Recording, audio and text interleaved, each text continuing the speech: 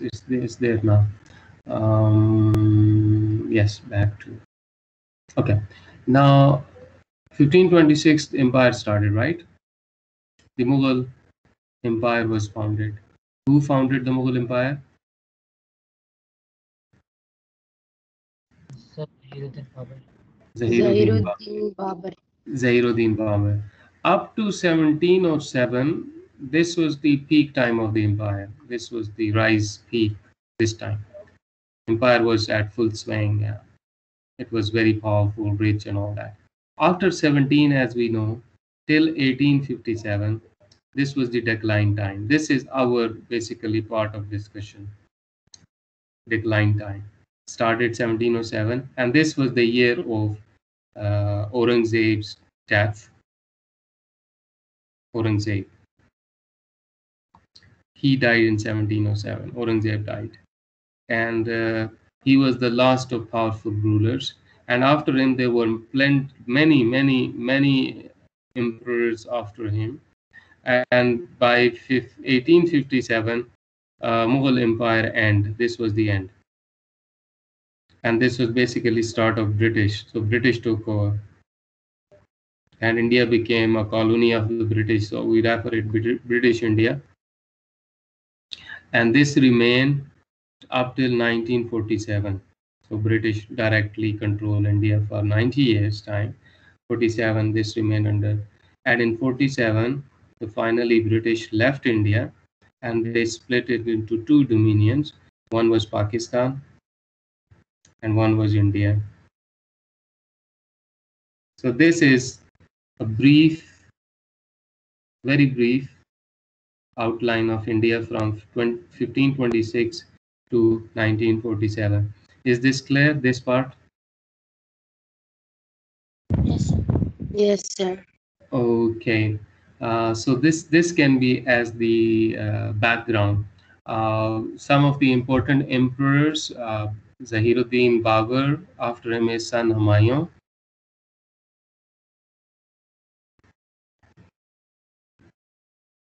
Humayun became the emperor. After Humayun, the important one was Akbar. This was the most important of Mughals, Akbar the Great. He was the great emperor. And then Jahangir. And then Shah Jahan. And then Aurangzeb. So these were all powerful, right? Yeah, Akbar ruled for 50 years. His rule was a little bit disturbed, but he took over from his father from 1530 and up to 1556.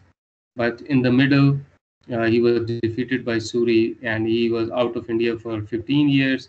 But then he came back and took back from Suri. But then he died, and his son Akbar, he was 13-year-old when he took over, so he ruled for 50 years. Then Jahangir and Shah Jahan, almost 25 to 30 each, they ruled. And then Aurangzeb was the last powerful. He ruled 50 years time. So that was the peak. After him, like there were many, no stable emperor, and decline. So this was overall the background of the Mughal Empire. Any question up till now, or if this is clear, so we can move forward. Now with this background, we move towards, this is all what I will explain it to you. So 17, like, fine, done. Now, Aurangzeb, this seizes the control. Yeah, so intro of Aurangzeb mentioned in detail. Aurangzeb ruled from 1658 to 1707, the last of the powerful great emperors. Under him, the empire reached its greatest extent, although his policies helped lead to the dissolution as well.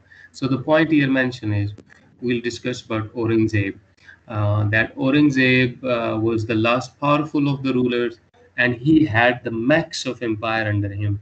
Mughal Empire was the largest under him.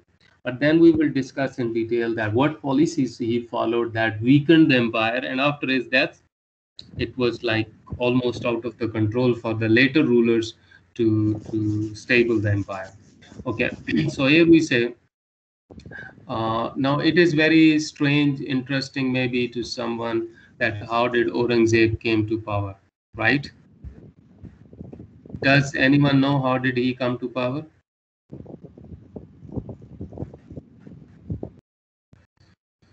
No? Is there anyone who knows or not? Sir, can you repeat the question? How did Aurangzeb come to power? Is there anyone who knows about this? Can I Yes. Sir, Aurangzeb had three brothers. Sir, Mhm. all of them were fighting for the throne. Sir, then all of them died, but Aurangzeb was remained, so he became in power. Aurangzeb's father was Shah Jahan. Shah Jahan. Sir, Shah Jahan had four sons. Yeah. Shah Jahan, famous for Taj Mahal, if you don't know anything else, right? Taj Mahal. This is known by everybody. This is known to everyone, right? Okay. So he had four sons, including Aurangzeb.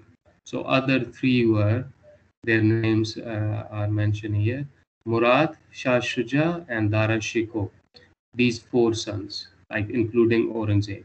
Now Shah Jahan seriously fell ill in what is mentioned 1657. He was Shah Jahan Sir, was seriously sir, he six. was in jail. No, no, He was imprisoned. no, no, not in prison. But let's see here. 1657, Shah Jahan fell ill. Right, fell ill. Now he has four sons. Murad, other one. Then there was Dara Shikoh,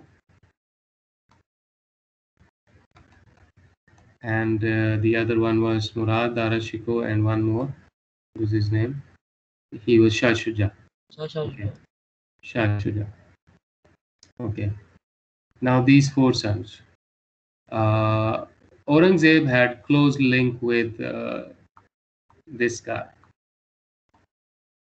Dara Shikoh. He was in Delhi with his father.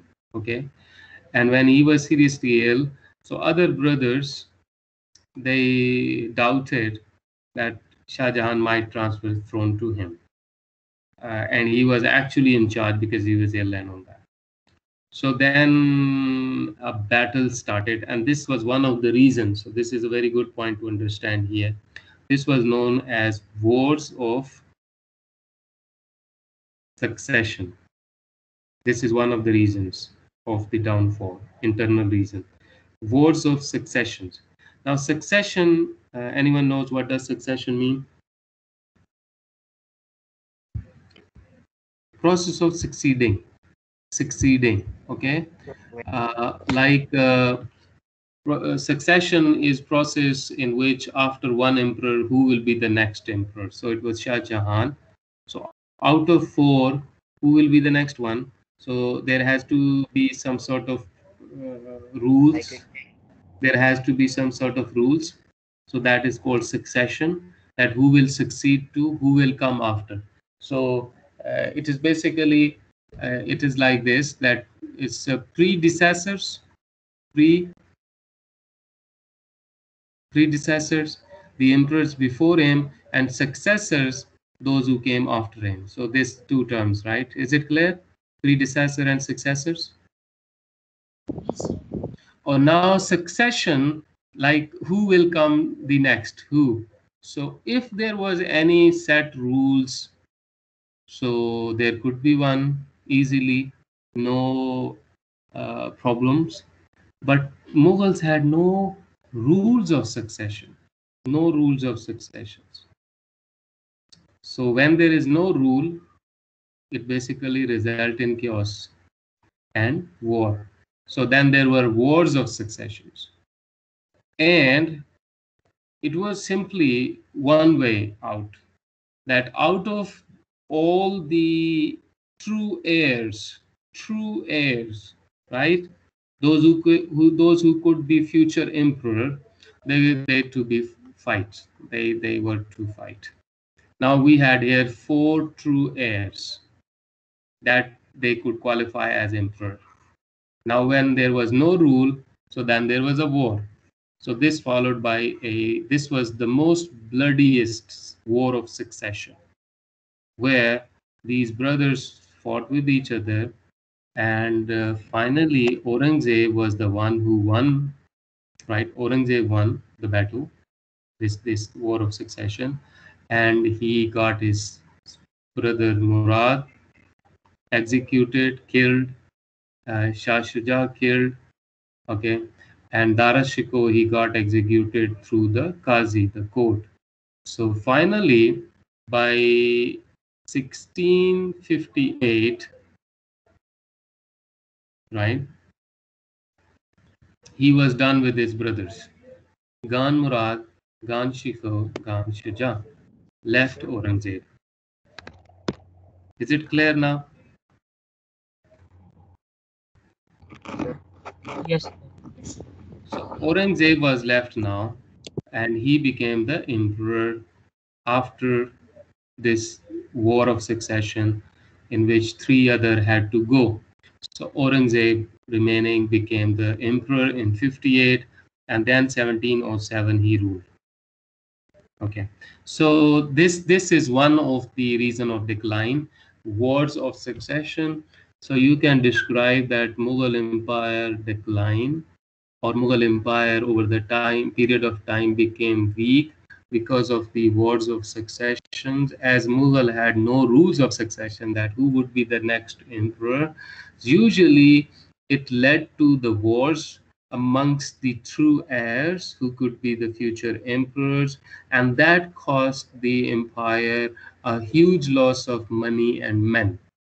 The resources wasted in these wars, and men consumed resource wasted in these wars. So this was one of the reasons of the decline. Is it clear? Yes. Okay, with this we take a lead to Aurangzeb himself. Now Aurangzeb came from this background. You can see, well, imagine that how difficult it was to be the emperor. It is not, apparently, we may see that he killed three brothers or he was involved in their execution. But genuinely, we all know that even if you are against, still there is a pain involved in such things, right? Do you understand what I said? That even he was involved in the killing of his brothers, in getting them out of his way, but still that process involved pain. Though he did it, he had to do it because that was the custom. If he would not hesitate, so what he could do, either he could go into hiding, that no one would know him, that he disappeared, or he would die. Some other one would kill him, because it was always a potential threat to the throne, to the emperor, in case of a true heir. That if there is another true heir, could rebel all the time against the emperor. So instead, that wait for a rebellion, they were to end it in the beginning. So let's have a, you know, sort of now, and decide who is going to be. So anyways, that was like thing. So after this background, we see how was Aurangzeb rule and how was he responsible for the decline. So we see what did he do basically. So Aurangzeb was a very religious person. Now some of you might be wondering, right, that how he was a religious person, right? Is this a question?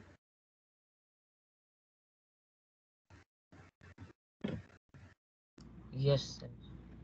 Now, isn't it something bothering, like from this background, when somebody come up with the statement straight away that he was a religious person, and we just ended discussing that he was involved in the execution of three brothers. So definitely, it is something which is which can be bothering. But he was a religious person. He was a practicing Muslim,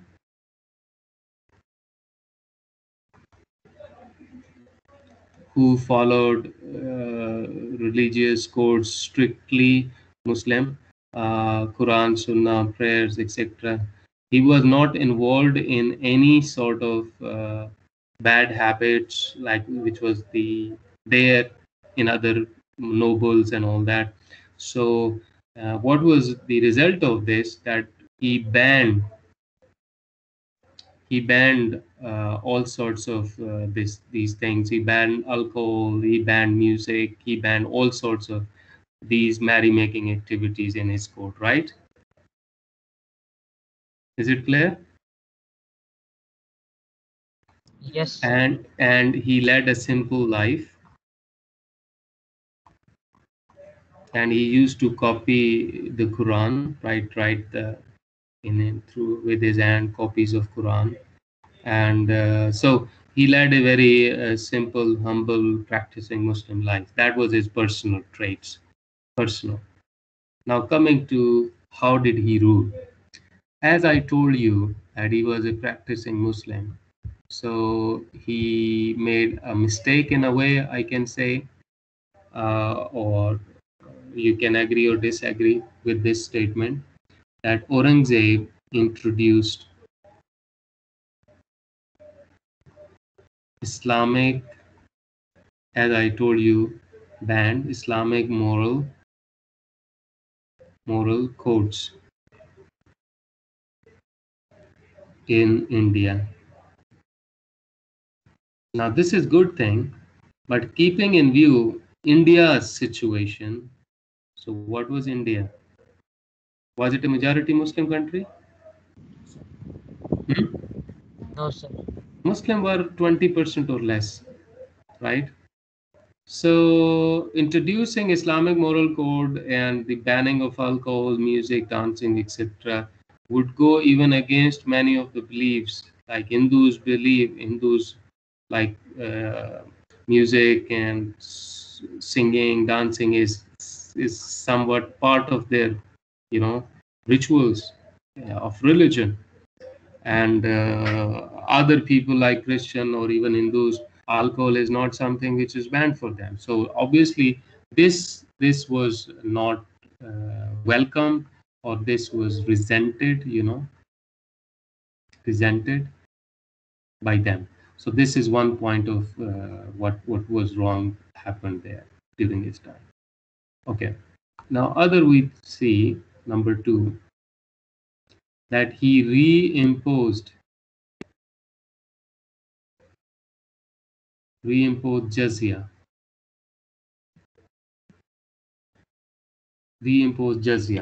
Now, what was jizya?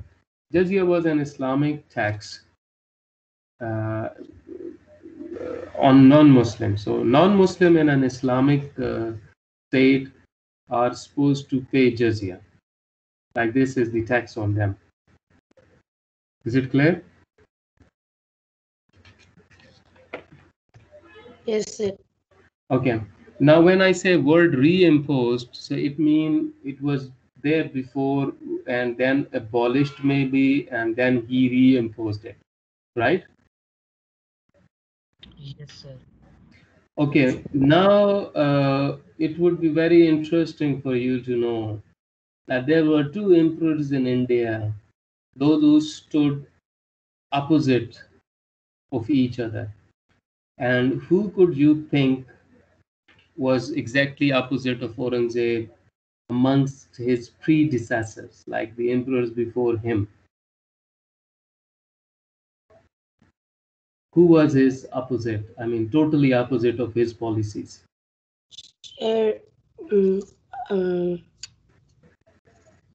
mm, Muhammad Shah. No, no. The 4 to 5 emperor I mentioned before him, from Humayun to him. Huh? Sir. Somebody said it was correct. Say it again. Some of you took a name. Whose name was that? Did you say Akbar? Sir, me? Someone. I okay. Anyways, Akbar. Okay. Akbar the Great. And Akbar the Great and Aurangzeb, they stand exactly opposite in their policies. Akbar imposed or Akbar introduced the policies which were more modern than India and Pakistan even today, right? Did you understand this point? Akbar's India was more modern. Modern mean in their approach. Modern not mean in clothes. Modern mean in approach. Like what? It was totally equality. He had no difference between Hindu, Muslim, Christian, Sikhs. He gave each and every one equal importance. So there was a great equality he introduced. And there was no religious discrimination during his period of time. And that is why it was he who abolished jizya. He said no jizya on non-Muslims, right? So he abolished it. And he gave them equal right to the non-Muslims. So his India was secular, his India was modern in approach, and it was equal for everyone. He had many Hindus and Sikhs and other as main courtiers, his ministers, etc. And he married many Hindu ladies, and he had close relation with. So he had like this. Aurangzeb changed it upside down. So he introduced moral code. He reimposed jizya. Right? Are you following the policy? Sir, he also made a religion. Akbar? Yes, sir. Yeah, Akbar. I'm not discussing him in detail, but yes, he introduced a religion for a brief period of time that was called Deen-e Ilahi, but then he abandoned that one, right? Yes. Okay, so now coming to we are Aurangzeb policies basically. So one thing is that strict Islamic code he introduced, moral code, and then he reimposed jizya. And then Aurangzeb was very ambitious person that he not only like want to do everything by himself, and he wanted to expand his empire like to the max. So he reached to Afghanistan, in Central Asia, in Northwest. So he had the largest empire, which led to many wars. So much of his time spent in fighting. Do you understand this point? Yes, sir. Much of his time spent in fighting. So he fought against Rajputs, he fight against Sikhs, he fight against Niwaris, Satnamis, Jats, Gokuls. He fought against these major Marathas, these major Hindu tribes or clans, you can say. And this led to not only like it had a different effects on the empire. One, because of his wars. One, that there was treasury empty because wars uh, take a lot of money. You have to spend a lot of money. So it was a big thing on treasury. uh, Second, you were fighting against your own people. Akbar made friends with them, right? He had a friendship with them, with all these we talk about the communities. Aurangzeb fought with them.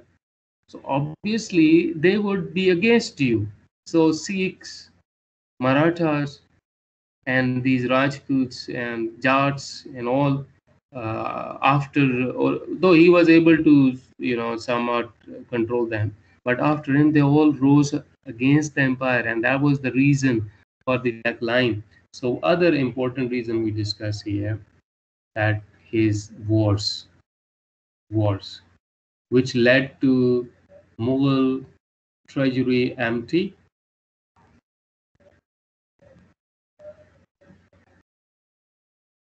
mean lot of money spent,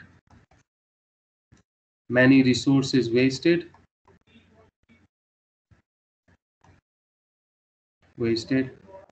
and turned those who were loyal to Akbar, loyal communities, against the empire.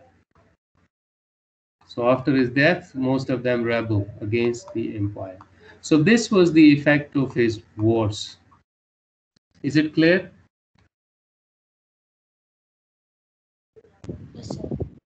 Okay. Yes, sir. Okay. So and then obviously when there was these military expedition wars going on, so he needed money because treasury empty. So he imposed taxes. So this now overall, when you impose taxes, how do people feel?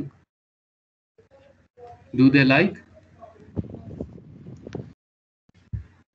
Do people like taxes or not? No, sir. Nobody likes taxes. Sir, So not really, but they're important for the development of the country. sorry. Not everyone likes them, but they're important for the development of the country. No. If taxes are fair, and if you think that the tax is gonna come back to you, mean that you will get in return the facilities. And what are the facilities? You get education, quality free education. You get quality health insurance or facilities free or cheaper. You get good transportation. That is what happened in Western countries, that people pay taxes, but they are quite sure that every single penny will come back, or rather they get more than they pay, right?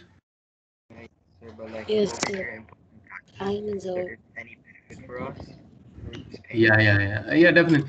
But generally, when there are taxes, people like usually don't like. But here, taxes were usually imposed. So these 3 points we discussed of Aurangzeb policies, that how was his policies, so strict moral codes imposed, reimposition of jizya, wars, taxes. So this all turned people against the empire, and this was one of the reasons for weakening and declining. So now we discuss 2 points for the decline: wars of succession and Aurangzeb's rule or his policies or his reign. That how far he was responsible, and in that context, we have discussed 3 to 4 points. Is it clear? Yes, sir. Okay, so you said time is up. Yes. Yes, sir. Okay, so fine, we finish here. We will continue, and yeah. So see you later then. Thank you very much. Love, sir. Love you, sir. Allah Hafiz. Love, sir. Allah Hafiz, boy. Allah Hafiz.